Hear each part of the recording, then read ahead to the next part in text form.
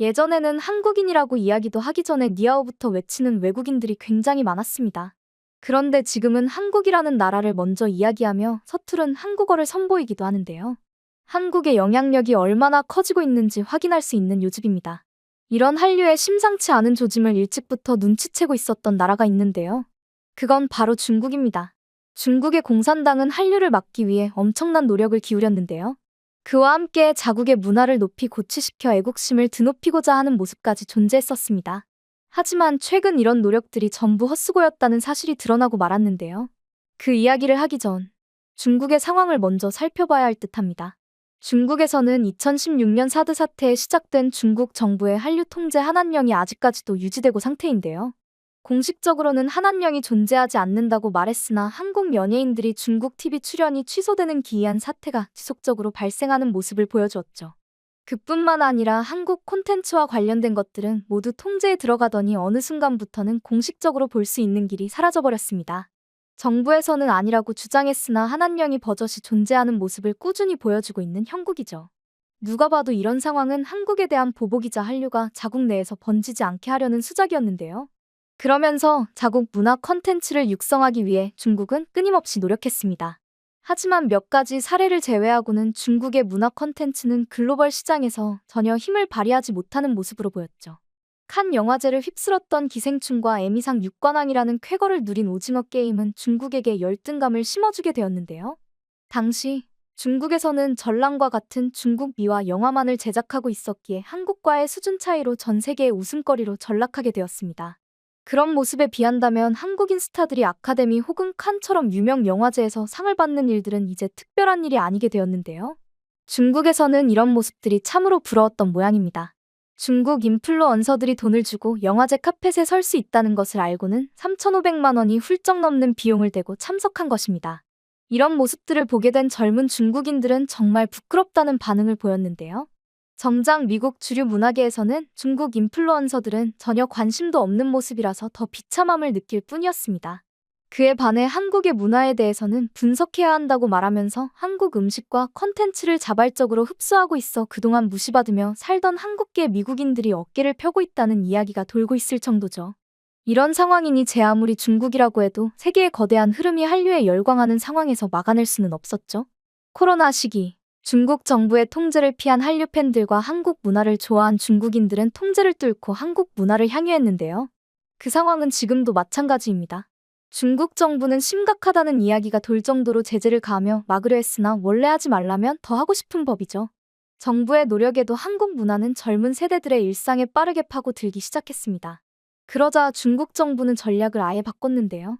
바로 한국 문화 자체를 자국 문화로 흡수하는 방식이었습니다. 저희 채널에서 많이 다뤘던 동북공정과 같은 논리를 이용하여 한국 문화를 중국의 하위 문화라고 주장하며 문화 강탈에 나선 것인데요. 김치를 자국의 문화라고 주장하더니 심지어는 한복을 한푸의 변형 형태라고 우기는 모습까지 보여주었습니다. 이런 상황까지 오게 되니 한국에서는 황당할 따름인데요. 하지만 한국만 황당하게 여긴 것은 아닌 모양이었습니다. 한류 팬들이 자발적으로 나서면서 중국의 생각과는 다르게 진행되었는데요. 외국 한류 팬들이 적극적으로 한국의 문화라고 옹호하고 나선 것입니다. 덕분에 중국은 별다른 효과를 거둬내지 못했고 오히려 한국 문화를 추종하다시피 하는 합한족들이 늘어나기 시작했는데요. 합한족은 한국 스타일을 따라하고 한국 컨텐츠를 소비하며 심지어는 자기들끼리 한국어로 대화를 하는 중국인들을 뜻하는 말입니다.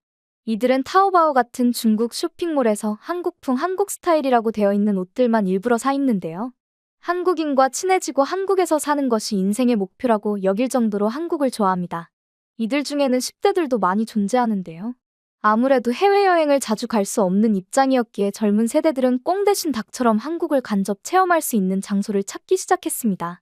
그리고 발견하게 된 것이 바로 연변이었죠. 연변은 원래 조선족 자치구인 만큼 중국 내에서는 관광으로 손꼽히는 곳이 아니었는데요. 최근 한국의 문화의 인기에 더불어 관광객이 기하급수적으로 늘어나는 추세를 넘어 중국 내 관광지 1위로 꼽히는 사태까지 벌어졌습니다. 이 모든 인기의 배경에는 한국어 간판이 큰 역할을 해냈는데요. 연변은 조선족들이 한국어와 한글을 쓰기에 간판도 한국어를 기재해둔 곳이 많았습니다. 그렇기에 한국을 좋아하는 중국인들이 봤을 때는 작은 한국이라고 봐도 무방했는데요. 더군다나 한국 음식까지 즐길 수 있으니 더 금상첨화라고 볼 수 있는 것이죠. 특히 한국어 간판이 가득한 연변대학교 앞상가는 중국의 젊은 층들 사이에서 한국의 벽이라는 뜻의 한거창이라고 불리며 연변의 관광 명소가 되었다고 합니다. 길림성황 미술관, 뮤직박스, 단골 술집 등 한국어 간판이 어지럽게 전시된 이곳에서 찍은 영상이 야사나상에서 큰 조회수를 기록하자 인플루언서들이 집결하는 인증샷 성지가 되었다고도 하죠. 유명한 인기 장소에서는 돈을 받고 사진을 찍어주는 사람들이 있을 정도라고 합니다. 이 묘한 현상을 취재한 중국 방송국에서는 중국 젊은 세대들이 한국 드라마를 보고 한국 거리를 느끼고 싶은 심리가 반영된 것이라 분석했는데요. 실제로도 연변 길거리에서는 중국 젊은 세대들이 한국 드라마에 나올 법한 장면을 따라하는 모습을 쉽게 볼 수 있었습니다. 덕분에 연변은 몰려드는 관광객으로 막대한 관광 특수를 누리고 있는 상황인데요. 연변 조선자치구에서는 관광객이 작년 한 해 2,500만 명 이상인 것으로 파악되었으며 이는 2022년에 비하여 3배가 넘는 기록이라고 합니다.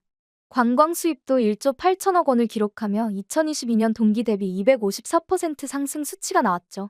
이 모든 것이 한국을 내세웠기에 벌어질 수 있는 일이었던 건데요. 상하이도 중국 젊은 세대들의 이런 심리를 반영하여 한국에서 유행할 법한 장소를 만들고 있습니다. 한인타운이 있는 상하이 홍신루에 위치한 서울 야시장이라는 이름의 한국풍 가게는 사람들이 너무 몰려 한 달 전부터 예약하지 않으면 들어갈 수 없을 정도로 큰 인기를 누리고 있습니다. 예전과는 다르게 한인타운에는 한국인들보다는 중국인들이 더 많이 찾아와 호황기라고 하는데요. 상하이는 중국 정부의 강력한 통제 아래에 있는 도시임에도 불구하고 한류의 영향력이 큰 인기를 끌고 있는 상황을 고려해 봤을 때 정부에서도 이 흐름을 어찌하지 못하고 있는 형국으로 보입니다. 이처럼 한국 문화를 즐기고자 하는 중국인들의 숫자는 매년 증가하고 있는 추세인데요. 이는 외식 문화를 통해서도 확인할 수 있습니다. 한국 드라마에서 본 한국 요리를 직접 먹어보고 싶어하는 중국인들이 생기면서 자연스럽게 한식의 수요도가 늘어났는데요. 그 결과 한식을 판매하는 식당들이 우후죽순으로 늘어나게 되었습니다. 현재 중국에서는 한국식 갈비구이와 비빔밥이 큰 인기를 끌고 있는데요. 미촌 비빔밥이라고 불리는 한식 프랜차이즈 식당이 텐진시에서만 41개 가맹점을 보유하고 있을 정도로 성장세에 있습니다. 인기를 증빙이라도 하듯이 새벽부터 줄을 서지 않으면 주문할 수 없을 정도라고 하죠. 삼겹살도 빼놓을 수 없는 인기 메뉴 중 하나인데요. 한 직장인은 삼겹살은 일주일에 한 번씩 먹는 음식이라고 이야기하며 한국 음식은 정갈해서 좋다는 평을 남기기도 했습니다. 중국의 한류 팬들은 음식만 즐기는 것으로 만족하지 않는 모습을 보여주었는데요. 특히나 컨텐츠에 대한 열망이 큰 것으로 보였습니다. VPN이라는 프로그램을 통해 중국 정부의 통제를 벗어나 한국 컨텐츠를 즐겼는데요. 한국의 드라마, 영화를 중점적으로 보며 더 많은 컨텐츠를 볼 수 없음을 안타까워한다고 합니다. 심지어는 한국 드라마를 시청하는 중국인들 자체 커뮤니티를 통해 한국 드라마 감상평을 공유하는 사이트도 존재했는데요. 한국 드라마 추천 리스트를 정리해 링크를 공유하는 모습을 보이기도 했습니다. 한국 컨텐츠를 보고 싶은 열망이 강하지만 중국 정부의 통제로 답답해하는 심경을 볼 수 있었는데요. 한국 배우들을 좋아하는 중국인들은 중국 정부의 통제가 약한 마카오를 통해 한국 배우를 직접 만나러 가는 등 한국을 좋아하는 마음 하나로 중국 정부의 통제를 뚫고 있습니다. 이와 더불어 한국 드라마에 등장하는 욕도 중국 젊은이들의 일상생활 속에서 흔히 쓰는 언어가 되었을 정도로 한국을 좋아하는 모습을 보여주었는데요. 가장 대표적인 것이 바로 아시바라는 욕입니다. 오징어 게임뿐만 아니라 한국 유튜브, 예능에서 흔히 나오는 한국 욕이 전 세계적으로 널리 퍼지게 되었는데요. 한국 일상생활에서 흔히 쓰던 욕이 전 세계에서 널리 통용되고 있는 욕으로 사용되고 있다고 하니 기이할 따름입니다. 심지어는 중국 최대 포털 사이트인 바이두에서도 해당 단어에 대한 설명을 해줄 정도로 굉장한 인기를 끌고 있습니다. 중국에서 이 단어가 인기를 끌었던 것에는 여러 이유가 존재하는데요. 속상하고 화난 기분을 표현할 수 있는 말이 아시바만 한 것이 없다고 입소문이 나기도 했는데 중국 드라마 상은에 출연해 많은 인기를 얻었던 배우 림펑성이 인터뷰에서 아시바를 연발하면서 중국 국민에게 널리 알려졌다는 후문도 존재합니다. 더 자세히 알아보자면 한 프로그램에 출연했던 해당 배우가 리포터의 요청에 노래를 부르게 되었는데 쑥스러워하다가 노래를 제대로 부르지 못했다고 하는데요. 그리고 그 감정을 아시바로 표현했고 해당 장면은 중국 인터넷에서 인기 동영상으로 급부상하며 한국어 욕설도 인기를 얻게 된 것이라고 합니다. 현재는 중국의 국민욕으로 자리 잡았다고 해도 과언이 아니게 되었는데요. 한국 욕까지 한류의 바람을 타고 일상 깊숙하게 자리 잡았다는 것에 웃음이 절로 나올 따름입니다. 이에 당국에서는 한류의 흐름을 끊으려는 심상치 않은 움직임이 포착되고 있는데요.